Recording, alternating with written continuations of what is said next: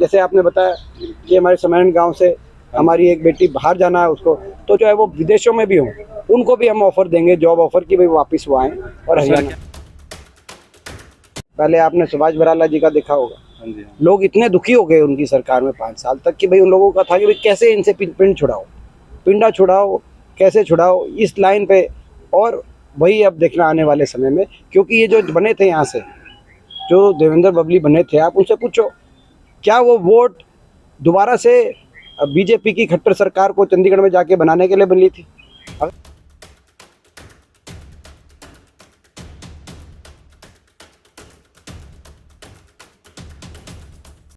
तो इस वक्त टोहाना में राज्यसभा सांसद दीपेंद्र जी हुड्डा हमारे साथ है और आप देख सकते हैं पूर्व कृषि मंत्री है रणधीर जी है और भी कांग्रेस कार्यकर्ता काफ़ी भारी संख्या में आए हुए हैं।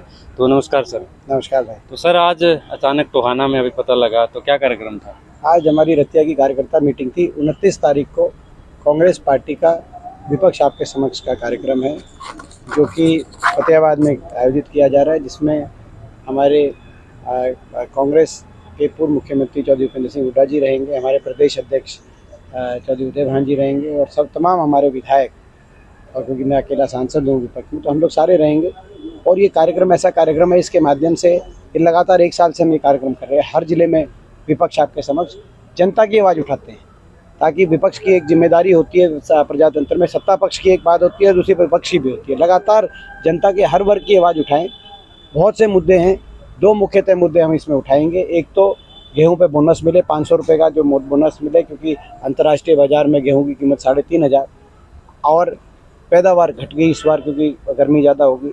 तो ऐसे में किसान को एक राहत देनी चाहिए। जब हुड्डा सरकार थी हरियाणा में, 3 बार MSP से ज़्यादा मार्केट का प्राइस था। कृषि मंत्री हमारे आदरणीय परमवीर जी थे, हमने 3 बार बोनस दिया, एक बार 50 रुपये, एक बार 50 रुपये और एक बार 100 रुपये। और हाँ, और हम कृषि का अवार्ड भी जीते, जिस वजह से कृषि कर्मन अवार्ड जो देश में सर्वोच्चतम कृषि नीतियों की प्रोडक्शन की वजह से, और हमने बोनस दिया जब मार्केट प्राइस ज़्यादा बढ़ी थी। इस सरकार ने कानून बना दिया कि बोनस दोगे तो आप प्रोक्योरमेंट ही नहीं करेगी भारत सरकार। तो पहला तो मुद्दा ये। दूसरा मुद्दा युवाओं के लिए कि भर्ती खोलो सरकार। जो भर्तियाँ बंद पड़ी हैं, आज फौज की भर्ती बंद पड़ी है, कांस्टेबल की भर्ती बंद पड़ी है, JBT के आज ओवरेज हो गए सारे बच्चे, JBT के सिलेक्शन का कोई प्रक्रिया नहीं, CT। तो इनमें जो आज देश में सब सर्वाधिक बेरोजगारी हरियाणा में है। तो ये मुद्दा और भी बहुत से मुद्दे, इन मुद्दों को हम उठाएंगे और इन मुद्दों के साथ साथ सरकार को लोगों के बीच में लेके आए। जो सरकार BJP JJP जो चंडीगढ़ में अपने बड़ी बड़ी कोठियों में, जो अपने कोठियों के अंदर AC कमरों में बैठे थे, 700 किसानों ने अपनी जान कुर्बान कर दी, लेकिन वहाँ से वो निकल नहीं रहे थे। जब से हमने ये विपक्ष आपके समक्ष कार्यक्रम आपने देखा होगा, तब से इनको लोगों के बीच में आने को इनको मजबूर करने का। अब हमने फरीदाबाद किया तो मुख्यमंत्री जी ने फरीदाबाद में रखा, हमने फतेहाबाद में प्रोग्राम रखा तो आपने देखा होगा JJP ने टोहाना में रख दिया है और BJP ने मुख्यमंत्री आ रहे हैं सिरसा। तो इनको हम मजबूर करने का भी हमारा उद्देश्य है। तो सर आपने जैसे बेरोजगारी की अगर बात करें तो हर मतलब युवा इस संकट से जूझ रहा है। तो सर अगर बात करें गांव समैन की, यहाँ पर अंतर्राष्ट्रीय कबड्डी खिलाड़ी रही है राम बतेरी, उन्होंने जो नौकरी की इंतजार करके सरकार से गुहार लगा, आखिरी में जो है देश छोड़ना पड़ा, वो अमेरिका चली गई है परमानेंट। तो सर एक हल्का वासियों में, प्रदेश वासियों में कहीं कहीं दर्द भी है कि इतने बड़े खिलाड़ी को वास्तव में मतलब एक देश ही छोड़कर दूसरे देश में जाना। इससे ज़्यादा दुर्भाग्य बात हो सकती है। हमारे समय एक नीति थी, पदक लाओ पद पाओ। हुड्डा सरकार की खेल नीति पूरे देश के अंदर उसका एक नाम था और सर्वोच्चतम नीति मानी गई थी। DSP, इंस्पेक्टर, सब इंस्पेक्टर 750 खिलाड़ियों को भर्ती किया गया। अब ये पिछले 8 साल से भर्तियां बंद पड़ी हैं खेल खिलाड़ियों की। यहाँ तक की स्थिति ऐसी है कि आपने जैसे कहा कि अंतर्राष्ट्रीय खिलाड़ी पलायन करके विदेश जा रहे हैं। यहाँ तक कि साक्षी मलिक हमारी एक ओलंपिक में मेडल लेके आई, हमारी मोखरा गाँव की, वो साक्षी मलिक को आज तक अपॉइंटमेंट मिली। ओलंपिक में मेडल 2 ही मेडल आए थे इससे पिछले ओलंपिक में। इस वाले ओलंपिक में हमारे 6 मेडल आए देश के।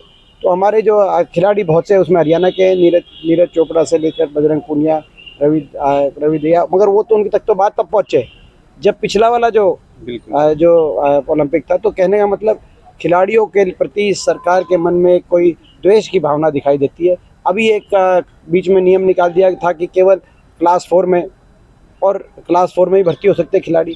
तब हुड्डा साहब ने असेंबली में खेल मंत्री संदीप सिंह जी से पूछा कि क्या आप क्लास 4 में भर्ती हुए हैं या आपको कौन से, आप कैसे भर्ती हुए, मगर उनके पास कोई जवाब नहीं था। तो कहने का मतलब ये सरकार एक द्वेष की नीति से चल रही है। ये खेल खिलाड़ियों का प्रदेश है।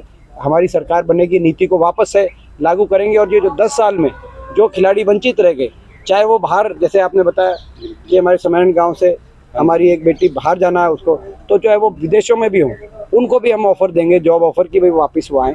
और सर क्या अगर कांग्रेस सरकार, अगर आपकी सरकार आगे आती है तो क्या ऐसे खिलाड़ियों को आप बिल्कुल 10 साल से जो वंचित रह गए इन सभी को, क्योंकि इनके पदक तो आ चुके हैं, वो तो ऑन रिकॉर्ड है, उसके लिए कोई, तो इनको उसी नीति के तहत हम सबको, इंक्लूडिंग जो समैन गांव की हमारी बेटी है, चाहे वो बाहर हो विदेशों में और भी सारी हों, हम सबको अपनी तरफ से उसी नीति के तहत। चाहूँगा आपसे कि नेताओं का जो ये शहर है, जैसे कि यहाँ पर पूर्व प्रदेश अध्यक्ष है और जेजेपी अध्यक्ष है और मंत्री भी है, आप कार्यकर्ताओं के अंदर एक यहाँ से कोई नई शुरुआत करने आ रहे हैं कि, या मतलब जैसे परमवीर जी रहे हैं पूर्व कृषि मंत्री है, तो क्या अलग से आप? जब हुड्डा सरकार के समय, कांग्रेस सरकार के समय परमवीर जी मंत्री थे, तो सबका मान सम्मान करके इस इलाके के विकास के लिए बहुत बड़ा एक योगदान रहा। बहुत विकास भी हुआ, बहुत काम भी हुआ और सबका मान सम्मान रख के चलते थे, सबकी इज्जत करते थे, बहुत नरमाई से और बहुत शराफत और ईमानदारी के रास्ते पे चलते थे। रणधीर जी का भी बड़ा योगदान रहता था। अब आपने देखा होगा कि जो है, पहले आपने सुभाष बराला जी का देखा होगा, लोग इतने दुखी हो गए उनकी सरकार में 5 साल तक कि भाई उन लोगों का था कि भाई कैसे इनसे पिंड छुड़ाओ, पिंडा छुड़ाओ, कैसे छुड़ाओ, इस लाइन पे। और वही अब देखना आने वाले समय में, क्योंकि ये जो बने थे यहाँ से, जो देवेंद्र बबली बने थे, आप उनसे पूछो क्या वो वोट दोबारा से बीजेपी की खट्टर सरकार को चंडीगढ़ में जाके बनाने के लिए मिली थी? अगर मिली होती तो लोग बराला को ही दे देते जी। वो वोट तो उस सरकार को जमुना पार की मिली थी। मगर वही ऐसी अन्यायी सरकार जिसने आज किसान के साथ, गरीब आदमी के साथ इतना अन्याय किया पूरे प्रदेश में, आज उसी सरकार को इन्होंने दोबारा से बनाने का काम किया। आने वाले समय में लोग ये जो लोगों की जन भावना के साथ जो एक विश्वासघात किया, इसका बदला लेंगे। आपका बहुत बहुत धन्यवाद। शुक्रिया दीपेंद्र जी। तो आप देख सकते हैं पहले भी हमारे साथ दीपेंद्र जी जुड़े थे जब हांसेवाड़ा में आए थे, और आज एक बार फिर पूर्व कृषि मंत्री है परमवीर जी है और साथ में सभी कार्यकर्ता यहाँ पर पहुंचे। आप देख सकते हैं दीपेंद्र सिंह हुड्डा जो आए थे जी। शुक्रिया सर।